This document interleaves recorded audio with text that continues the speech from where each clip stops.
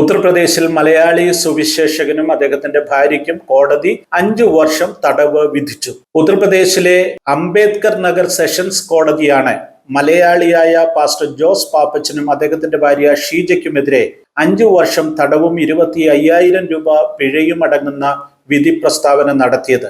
2 വർഷം മുമ്പ് 2023 ജനുവരി 23 കേസിനാസ്പദമായ സംഭവം ഉണ്ടായത്.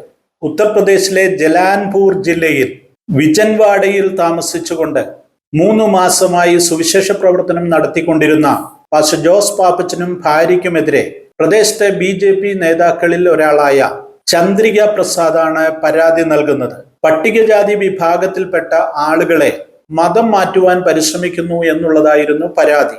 ഈ പരാതിയുടെ അടിസ്ഥാനത്തിൽ ഇരുവരെയും അറസ്റ്റ് ചെയ്ത് ജയിലിലടച്ചു.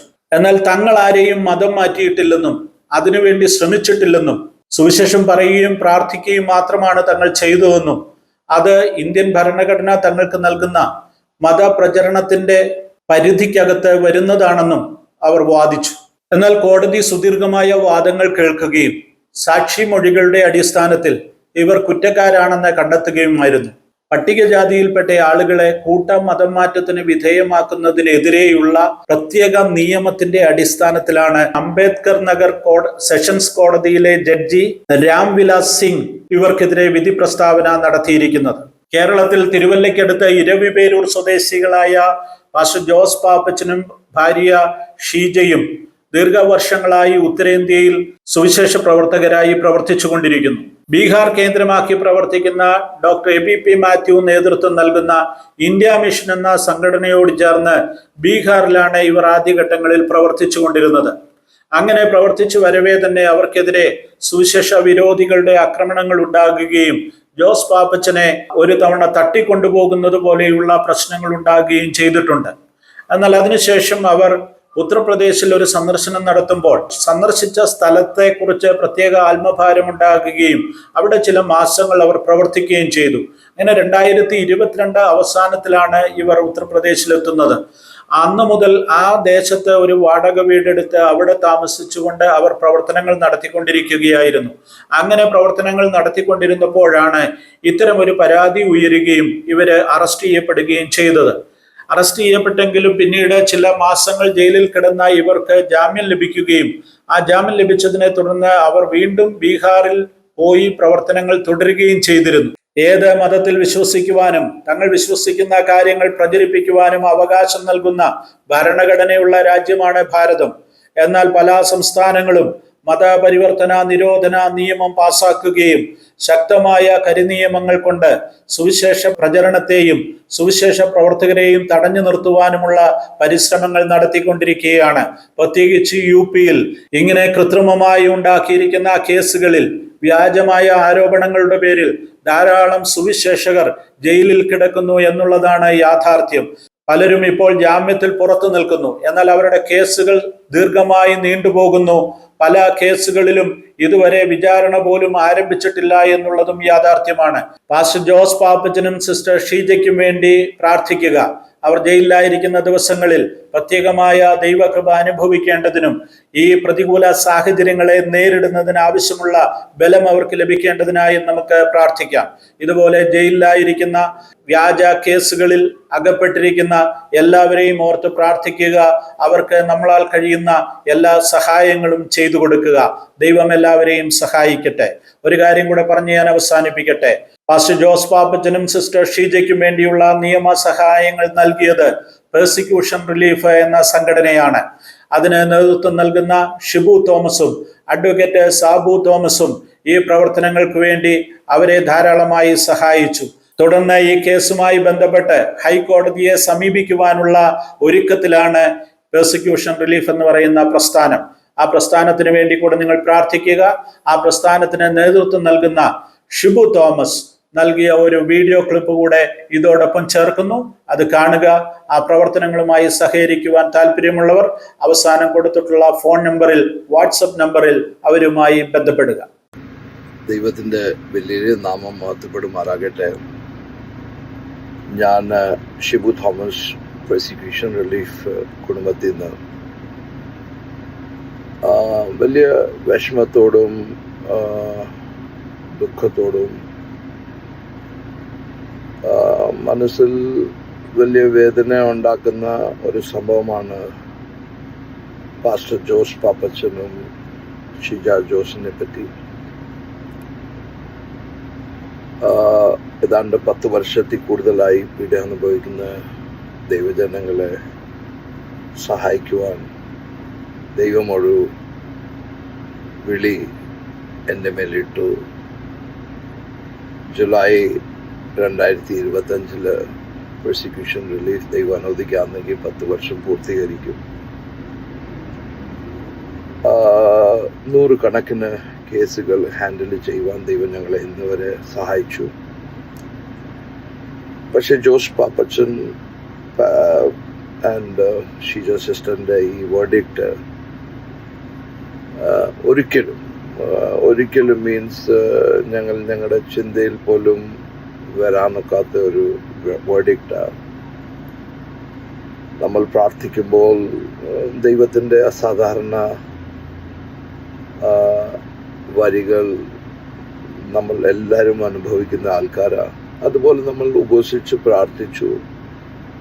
പെർസിക്യൂഷൻ റിലീഫ് കുടുംബത്തിലെ ആയിരക്കണക്കിന് വോളണ്ടിയർ സിസ്റ്റേഴ്സ് രാപ്പകൽ ഉപവസിച്ച് പ്രാർത്ഥിച്ചു. പക്ഷെ അതെല്ലാം കഴിഞ്ഞ് വേർഡിക്റ്റ് വന്നപ്പോൾ ഭയങ്കര വിഷമമുണ്ടായി. പിന്നെ അൾട്ടിമേറ്റ്ലി വേദോസ്തം പറയുന്നുണ്ട്, good he makes all things beautiful in his time. ദൈവം അറിയാതെ നമ്മുടെ തലയിൽ ഒരു മുടി വീരുന്നില്ല. നമ്മുടെ ഇരിപ്പ്, എഴുന്നേക്കുന്നത്, നടപ്പ്, ചിന്തകൾ, നിരൂപണങ്ങൾ, വിചാരങ്ങൾ, പ്രവൃത്തികൾ എല്ലാം ദൈവത്താൽ മറഞ്ഞിരിക്കുന്ന കാര്യങ്ങളല്ല. അപ്പം ദൈവം ഇത് അനുവദിച്ചെങ്കിൽ ഡെഫിനറ്റ്ലി ദൈവത്തിൻ്റെ ഒരു പ്ലാനും ഉദ്ദേശ്യമുണ്ടെന്ന്, അതിന് വേറെ ഒരു വശമില്ല ചിന്തിക്കാൻ. യേശു ക്രൂശിൽ പോകുന്നതിന് മുമ്പ് ശിഷ്യന്മാരോട് അന്ന് പറഞ്ഞു, എൻ്റെ കൂടെ അവരെ ഗെത്സെമനെ കൊണ്ടുപോയി പീറ്റർ, ജോൺ, ജെയിംസിനെ പറഞ്ഞു, എൻ്റെ കൂടെ ഇരുന്ന് 1 മണിക്കൂർ പ്രാർത്ഥിക്കാൻ. യേശുവിന് എക്സാക്ട്ലി അറിയാമായിരുന്നു അടുത്ത നിമിഷം എന്തുവാ സംഭവിക്കാൻ പോകുന്നതെന്ന്. ശിഷ്യന്മാർ ഉറങ്ങിപ്പോയി. യേശു വല്ലാതെ വ്യാകുലപ്പെട്ടു. ഇംഗ്ലീഷിലൊക്കെ എഴുതിയേക്കുന്ന he was in deep anguish, he was perplexed. മനസ്സിൽ വല്ലാതെ വേദന. അവൻ നേരെ പിതാവിൻ്റെ മുന്നേ കിടന്ന് പ്രാർത്ഥിക്കാൻ തുടങ്ങിയപ്പോൾ അവൻ്റെ ശരീരത്തിൽ നിന്ന് ചോരയുടെ വലിയ വലിയ ഡ്രോപ്പ് വീണെന്ന് വേദോസ്തത്തിൽ വായിക്കുന്നു. പിതാവിനോട് പറഞ്ഞു, കരിയുന്നെങ്കിൽ പാനപാത്രം എൻ്റെ കയ്യിൽ നിന്ന് മാറ്റിക്കുക. പക്ഷെ അൾട്ടിമേറ്റ്ലി പറഞ്ഞ കാര്യമാണ് ഏറ്റവും ഇമ്പോർട്ടൻ്റ്. എൻ്റെ ഇഷ്ടമല്ല, നിൻ്റെ ഇഷ്ടം നടക്കണം. നമ്മുടെ എല്ലാവരുടെയും ഇഷ്ടമായിരുന്നു ജോസ് പാപ്പച്ചനും വൈഫും റിലീസാകണമെന്ന്. പക്ഷെ ദൈവത്തിൻ്റെ ഇഷ്ടം വേറെ ഏതാണ്ട്. അപ്പം ദൈവത്തിൻ്റെ ഇഷ്ടം ആണ് നമ്മുടെ പോയിന്റ് ഓഫ് കൺസേൺ എല്ലാത്തിനേക്കാട്ടി കൂടുതൽ. പാസ്റ്റർ ജോസ് പാപ്പച്ചനും വൈഫും ബീഹാറിൽ പാസ്റ്റർ എബിയുടെ കൂടെ ശുശ്രൂഷയിലായിരുന്നു. ദൈവം അവരോട് പറഞ്ഞു ഉത്തർപ്രദേശിൽ പോകാം. അവർ ഉത്തർപ്രദേശിൽ വന്നു. അംബേദ്കർ നഗറിൽ അവരുടെ അഗേൻസ്റ്റ് ആൻറ്റി കൺവേർഷൻ ലോ 3/5(1) കേസെടുത്തു. ആ കേസ് 24 ജാനുവരി 2023 ആദ്യമായിട്ട് കേസ് ഫയലായി. കഴിഞ്ഞ് അറസ്റ്റായിട്ട് 2 പേരും ജയിലിൽ 8 മാസം ഓരും ഉണ്ടായിരുന്നു. അത് കഴിഞ്ഞ് കേസ് നടന്നു. ഏതാണ്ട് 30 പരം പ്രാവശ്യം ഹിയറിങ്ങിന് വേണ്ടി പോയി. അത് കഴിഞ്ഞ് 22 ജാനുവരി 2025 ഓൾമോസ്റ്റ് 2 വർഷം കഴിഞ്ഞ് ഒരു വേർഡിക്റ്റ്. നമ്മളെല്ലാം പ്രാർത്ഥിക്കുന്നതുകൊണ്ട് നമ്മുടെ എക്സ്പെക്റ്റേഷൻസ് എപ്പോഴും ഹൈയാണ്. ദൈവം നമ്മുടെ പ്രാർത്ഥന കേൾക്കുക, അത്ഭുതം പ്രവർത്തിക്കും. ഇതെല്ലാം നമ്മുടെ വിശ്വാസത്തിൻ്റെ ഒരു പാട്ടാണ്. അപ്പം അങ്ങനെ സംഭവിച്ചില്ല. 22-ാം തീയതി വേർഡിക്റ്റ് വന്നു. ആ വേർഡിക്റ്റിൽ രണ്ടുപേർക്കും 5 വർഷത്തെ ശിക്ഷ കൽപ്പിച്ചു. അത് 5 വർഷത്തെ ശിക്ഷ കൽപ്പിച്ചു. ഈ 25,000 രൂപ 25,000 rupees പെനാൽറ്റി ആയിട്ട് രണ്ടുപേർക്കും അടയ്ക്കണം. ഇത് ഇപ്പം ഈ വേർഡിക്റ്റുകൾ അങ്ങനെ ആരെയും കുറ്റം വിധിച്ചിട്ടില്ല. പക്ഷെ മധ്യപ്രദേശിലെ ബ്രദറിൻ ചർച്ചിലെ ഒരു അഹിർവാറും ഇങ്ങനെ 2-3 കേസ് റീസെൻ്റ്ലി ഇവരെ കൺവിക്ട് ചെയ്തു. എല്ലാവരെയും ഡൗട്ടില്ല അറസ്റ്റ് ആകുന്നത്, പക്ഷെ ഇവരെ കൺവിക്ട് ചെയ്തു. അതാ നമ്മൾ അറിയുന്നത്. ഇവരെ കൺവിക്ട് ചെയ്തു. രണ്ടുപേരും ആദ്യത്തെ ഹിയറിംഗിൽ 18-ാം തീയതി സിസ്റ്റർ ഷീജയെ കോട്ടി പോയപ്പോൾ ജയിലിൽ കൊണ്ടുപോയി. അപ്പം പാസ്റ്റർ ഹോസ്പിറ്റലായിരുന്നു. പക്ഷെ ഇന്നലെ രണ്ടുപേരെയും അംബേദ്കർ ജയിലിൽ കൊണ്ടുപോയി. നിങ്ങൾ പ്രാർത്ഥിക്കണം മുന്നോട്ടുള്ള കാര്യങ്ങൾക്ക് വേണ്ടി. ഞങ്ങളെ കേസ് ആദ്യം തൊട്ട് നോക്കിക്കൊണ്ടിരുന്നത് അഡ്വക്കേറ്റ് സാബു ഒത്തിരി ഇതിനുവേണ്ടി പരിശ്രമിച്ചു. സ്വന്തം ഓടി നടന്നു, കുടുംബം പോലെ വീട്ടിൽ വെച്ചു, എല്ലാം ചെയ്യാനൊക്കുന്ന എല്ലാം ചെയ്തു. പക്ഷേ ഇനി നമ്മൾ ഹൈക്കോർട്ടിൽ ഈ കേസ് ഹൈക്കോർട്ടിൽ കൊണ്ടുപോവുക, ഈ ദിവസങ്ങളിൽ തന്നെ അത് ഫയൽ ചെയ്യാൻ പോവുക. അതിനുവേണ്ടിയുള്ള ബുദ്ധിയും ജ്ഞാനവും ദൈവം സ്വർഗത്തിൽ നിന്ന് നൽകട്ടെ എന്ന് നിങ്ങൾ പ്രാർത്ഥിക്കണം. അതുകൂടാതെ ഈ പ്രാവശ്യത്തെ ഏറ്റവും അത്ഭുതത്തിൻ്റെ കാര്യമാണ് ലാസ്റ്റ് സൺഡേയിൽ ജോസ് പാപ്പച്ചൻ പാസ്റ്റർ ഞങ്ങളുടെ മീറ്റിങ്ങിൽ ആരാധനയിൽ കൂടിയപ്പോൾ പുള്ളിയുടെ ബോഡി ലാംഗ്വേജ് ടോട്ടലി ഡിഫറെൻ്റ് ആയിരുന്നു. പുള്ളി അങ്ങ് ഭയങ്കര സ്ട്രോങ് ആയി. ആദ്യമൊക്കെ പുള്ളി ഭയങ്കര മനസ്സ് ഭാരത്തിലും ദുഃഖത്തിലും പ്രയാസത്തിലുമായിരുന്നു. പക്ഷെ ഈ പ്രാവശ്യം പുള്ളി അങ്ങ് he was very strong willed in the Lord. I think the Lord has prepared him so well. ദൈവം നല്ല വൃത്തിയായിട്ട് പുള്ളി അങ്ങ് ഒരുക്കി കൊണ്ടുപോകുന്നതിൻ്റെ കൂട്ടം. അതുപോലായിരുന്നു പുള്ളിയുടെ സീലും പാഷനും. പുള്ളി ഞങ്ങളോട് ഒരു കാര്യം പറഞ്ഞു, തണുപ്പാ കുറച്ച് സ്വെറ്ററും ഷോളും പൗലോസ് പറഞ്ഞതിൻ്റെ കൂട്ട് തിമോത്തിയോട് എൻ്റെ ഒരു ഷോൾ അവിടെ ഉണ്ട്, തണുപ്പ അത് കൊണ്ടുവരണം. അതുപോലെ പുള്ളി ആ ഒരു കാര്യം പറഞ്ഞു ഞങ്ങളോട്. പക്ഷെ കോൺഫിഡൻ്റ് ആയിരുന്നു. അതാണ് ഏറ്റവും സന്തോഷിപ്പിക്കുന്ന. ഈ ഒരു നെഗറ്റീവ് ഓർഡറിൻ്റെ അകത്ത് ഏറ്റവും സന്തോഷിക്കാൻ വകയുള്ള ഒരു കാര്യമാണെങ്കിൽ അത് അവരുടെ കോൺഫിഡൻസ് ആയിരുന്നു. രണ്ടുപേരും വിശ്വാസത്തിൽ നല്ല ഉറച്ചതിൻ്റെ കൂട്ട ദൈവം അവരുടെ മനസ്സിനെ റെഡിയാക്കുമായിരുന്നു, പ്രിപ്പയർ ചെയ്യുമായിരുന്നു. അതാണ് ഏറ്റവും സന്തോഷമുള്ള ഒരു കാര്യം ഈ മുഴുവനും വേർഡിക്റ്റിൻ്റെ അകത്ത് സന്തോഷിക്കാനുള്ള കാര്യം. നിങ്ങൾ അവരെ ബലപ്പെടുത്തുവാനും അകത്ത് ദൈവനാമ മഹത്വത്തിന് വേണ്ടി ജീവിക്കുവാനും അനേകർ ഇൻമേറ്റ്സിന് അതൊരു അനുഗ്രഹത്തിൻ്റെ, ഇവർ പോകുന്നത് ഒരു അനുഗ്രഹത്തിൻ്റെ കാരണമായി തീരുക്കുവാനും. പൗലോസും സീലാസും എല്ലാം ജയിലിൽ പോയപ്പോൾ ജയിലറിനും ജയിലിൽ താമസിക്കുന്ന ആൾക്കാർ വലിയൊരു വിടുതലായിരുന്നു. ജയിൽ മാനസാന്തരപ്പെട്ടു. അതുപോലെ വലിയൊരു വിടുതലിൻ്റെ കാരണമാക്കി തീർക്കാൻ വേണ്ടി ദൈവജനങ്ങൾ സഭയായിട്ട് പ്രാർത്ഥിക്കണം. 2 ആൺപിള്ളേരുണ്ട്, 27 വയസ്സ് ഏതാണ്ട്. രണ്ടാമത്തെ മോൻ 22, മൂത്ത മോൻ കൊച്ചു ജോലിയുണ്ട്, ഇളയ മോൻ പഠിക്കുന്നു. നിങ്ങൾ അവർക്ക് വേണ്ടി പ്രാർത്ഥിക്കണം. മുന്നോട്ടുള്ള കേസ് കാര്യങ്ങളിൽ എങ്ങനെ ചെയ്യണം, അതിനുള്ള ഡയറക്ഷൻസ് ദൈവത്തിൻ്റെ വിസ്ഡത്തിൽ പ്രാപിക്കുവാൻ വേണ്ടി നിങ്ങൾ പ്രാർത്ഥിക്കണം. ജയിലിൽ വലിയൊരു പ്രവൃത്തി ദൈവത്തിന് നടക്കുവാൻ വേണ്ടി പ്രാർത്ഥിക്കണം. ഒന്നിനെ പറ്റി മനസ്സ് ഭാരപ്പെടാതെ ഞങ്ങൾ മറ്റന്നാൾ ജയിലിൽ ദേവദാസന്മാരെ വിട്ട് അവരുടെ സ്നേഹാന്വേഷണങ്ങൾ അറിയുന്നുണ്ട്. അതുകൊണ്ട് നിങ്ങൾ പ്രാർത്ഥിക്കണം. ഇതൊരു കേസാണ് ജോസ് പാപ്പച്ചൻ്റെ നമ്മുടെ മുന്നേ വന്നത്. ഇങ്ങനെ 100 കണക്കിന് കേസുകളിൽ ജനങ്ങൾ വല്ലാതെ ദുഃഖത്തിലും ഭാരത്തിലും പ്രയാസത്തിലും. എലൈജ ഒരു നിമിഷം 850 ബാലും അഷേരയുടെയും അവിടെ വിജയം പ്രാപിച്ച് കുറച്ച് സെക്കൻഡുകളിൽ ദൈവത്തിൻ്റെ ദൈവത്തിൻ്റെ പ്രവൃത്തി അവിടെ കണ്ട എലൈജ, ജെസബേൽ എലൈജയോട് പറഞ്ഞു, നാളെ ഈ നിമിഷം നിന്റെ കഴുത്ത് നിന്റെ ഷോൾഡറിൽ കാണത്തില്ലെന്ന് പറഞ്ഞപ്പോൾ എലൈജ പോലുള്ള ഒരു മനുഷ്യൻ ഓടി പാറാനിൽ മരത്തിൻ്റെ കീഴായിരുന്നു ദൈവത്തിനോട് പ്രാർത്ഥിച്ചു, കർത്താവേ എൻ്റെ ജീവൻ അങ്ങ് എടുക്കുക. അപ്പം എലൈജ പോലുള്ള ആൾക്കാർ അങ്ങനെ ഒരു റെസ്പോൺസ് ആ പീഡയുടെ മധ്യത്തിൽ പക്ഷേ പ്രാർത്ഥിച്ചു. ദൈവം സ്വർഗദൂതനെ അയച്ചു, 2 രാജാക്കന്മാരെ അഭിഷേകം ചെയ്തു, എലൈഷയുടെ മേട് ബോധപ്പെട്ടു, ഡബിൾ അനോയിന്റിങ് കിട്ടി.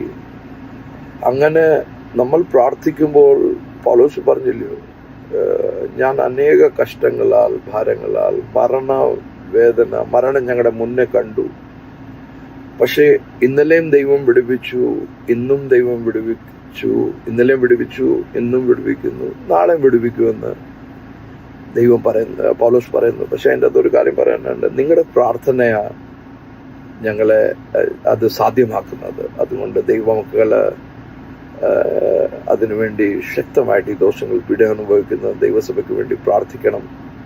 പീഡ ചെയ്യുന്നവരെ നമുക്ക് 100% ക്ഷമിക്കാം. അത് ദൈവവും സ്വർഗവും എല്ലാം ഏറ്റെടുത്തോളും.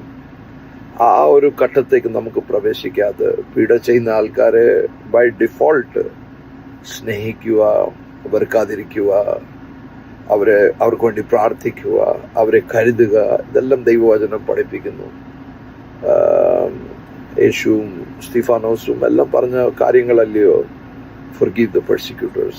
അതുകൊണ്ട് ആ ഒരു പക്ഷം വിടുക, അത് ഇതിൻ്റെ അകത്ത് കൊണ്ടുവരണ്ട. ആര് ചെയ്തു, എന്തോ ചെയ്തു, എങ്ങനെ ചെയ്തു, അതെല്ലാം പിന്നത്തെ കാര്യങ്ങളാണ്. നമുക്ക് ഒരു കാര്യത്തിൽ മാത്രം ഫോക്കസ് ചെയ്യാം. അത് പീഡയെന്ന് പോകുന്ന ഒറ്റൊരു മനുഷ്യൻ വിശ്വാസത്തിൽ ക്ഷയിച്ചു പോകാതെ എല്ലാവരും ഓട്ടം തികയ്ക്കണം. അതേ ഒരു ആഗ്രഹം പൗലോസ് എൻഡ് പോയിന്റിൽ നിന്നിട്ട് പറഞ്ഞു, I have finished my race, ഞാൻ എൻ്റെ ഓട്ടം തികച്ചു. ആ ഒരു ടെസ്റ്റ് മണിക്ക് വേണ്ടി മാത്രം നിങ്ങൾ ശക്തമായിട്ട് ഈ ദോഷങ്ങൾ പ്രാർത്ഥിക്കണം. ഈ ഫ്രീ ആയിട്ട് പീഡ അനുഭവിക്കാത്ത ദൈവസഭയുടെ ഒരു ചുമതലയായത് ഈ പീഡ അനുഭവിക്കുന്ന ആൾക്കാർക്ക് വേണ്ടി ഇടിവിൽ നിൽക്കുക, പ്രാർത്ഥിക്കുക. പ്രാർത്ഥനയാണ് പ്രൈം പോയിന്റ്. വേറെ ഒന്നിൻ്റെ ആവശ്യമില്ല, ഫൈനാൻസസിൻ്റെ ആവശ്യമില്ല, പൈസയോ അല്ലെങ്കിൽ അങ്ങനത്തെ ഒരു കാര്യങ്ങളുടെ ആവശ്യമില്ല. പ്രാർത്ഥിച്ചാൽ മതി. ബാക്കി എല്ലാം ക്രിസ്തുവിൻ്റെ നാമത്തിലല്ലയോ നമ്മളിതെല്ലാം സഹിക്കുന്നത്. ക്രിസ്തുവിൻ്റെ നാമത്തിലാണെങ്കിൽ ക്രിസ്തുവിൻ്റെ കൈ ഇത്രയും വരളിയിട്ടൊന്നും ഇല്ലല്ലോ. സ്വർഗം അത് ഒരു സ്വർഗം ദൈവദാസനെ ഇത് ചെയ്തെങ്കിൽ സ്വർഗത്തിന് വേറെ പ്ലാൻ ഉണ്ട്. അവനെ ഈ സിറ്റുവേഷനിൽ നിന്ന് വെളിക്കൊണ്ടുവരാനും, കൊണ്ടുവന്നാലും കൊണ്ടുവന്നില്ലെങ്കിലും, വിടുവിച്ചാലും വിടുവിച്ചില്ലെങ്കിലും യേശുവിൻ്റെ സ്നേഹത്തിൽ നിന്ന് ആരും നമ്മളെ പിന്മാറ്റാൻ ഒക്കത്തില്ല. അതാ ബോട്ടം ലൈന്. ബോട്ടം ലൈൻ ഇതാ അത് ഉണ്ടാകട്ടെ. യേശുവിൻ്റെ ഒരു വശത്ത് പീഡനം നടന്നെങ്കിൽ അതിൻ്റെ റിസൾട്ട് മറുവശത്തും ഉണ്ട്. ഐശയ്യ 53:5 വായിക്കുന്നു, He was pierced for our transgressions, He was crushed for our iniquities, the punishment that brought us peace was upon Him, by His wounds we are healed.